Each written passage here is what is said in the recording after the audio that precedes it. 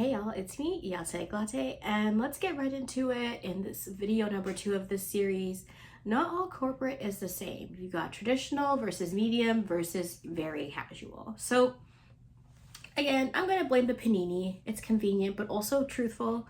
Pre-panini, there were days where I would leave my house at 6 a.m., go to the gym before heading to the office, get to the office, leave work, pick up dinner, or go to happy hour. We just had quite a regimented routine before the pandemic, right? Where we were really doing a ton, right?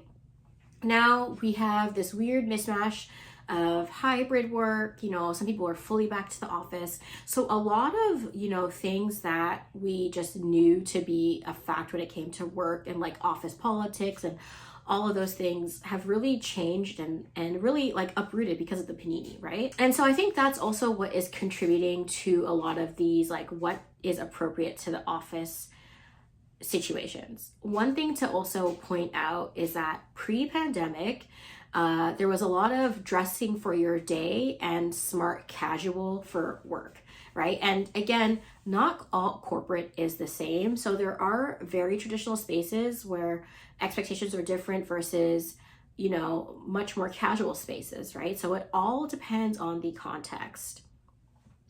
My name is Latte. I am a Toronto-based stylist. I've been styling for 5 years. I've also worked in corporate for over 12 years. And so I feel like I'm uniquely qualified to talk about this. And I really want to help because I genuinely feel like this is such a self-own or unforced error. So, every industry and company has their own culture, and that will determine what you're expected to wear. So there are very traditional companies or industries, and I would put them into the bucket of lawyers, consultants, accountants, and then media, on-air personalities, investment banking. If you think about a traditional industry where you're expecting someone to wear a suit, so you're wearing suits that are black, gray, navy, white dress shirt, appropriate shoes. So you're not wearing 5-inch heels, you're probably wearing 3 to 4-inch heels or a loafer or something of that nature. Then you have your more medium type corporate offices or spaces where it's advertising, engineering, government, some parts of banking, teaching, real estate. And these are situations where you can expect to be dressing for the day. So, if you have meetings on those days, you're probably going to show up in a suit, especially if it's a meeting with a client, or, you're a little bit more dressy, but not up to a suit. So again, you're wearing a dress shirt, dress pants, or pencil skirt, or knee-length skirt or suiting dress. So it's kind of in between. You could probably wear khakis or other types of pants that aren't denim.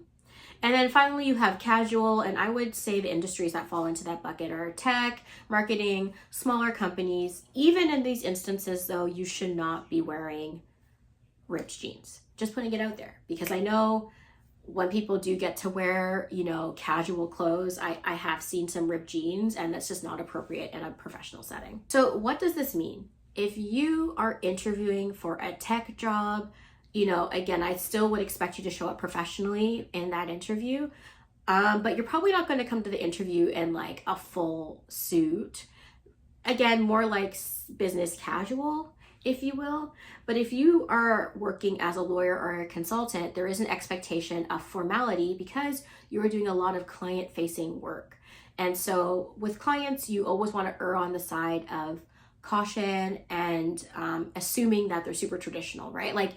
I think whenever you're dressing for work or thinking about the industry you work in, you have to think about who's on the other end of your main interactions, right? So if you're mainly dealing with clients, it's better for you to be super formally dressed than to be somewhat casual and kind of offend them in a way, right? And the offense isn't going to be oh my gosh, you're wearing jeans. It's going to be oh, do they not take this seriously?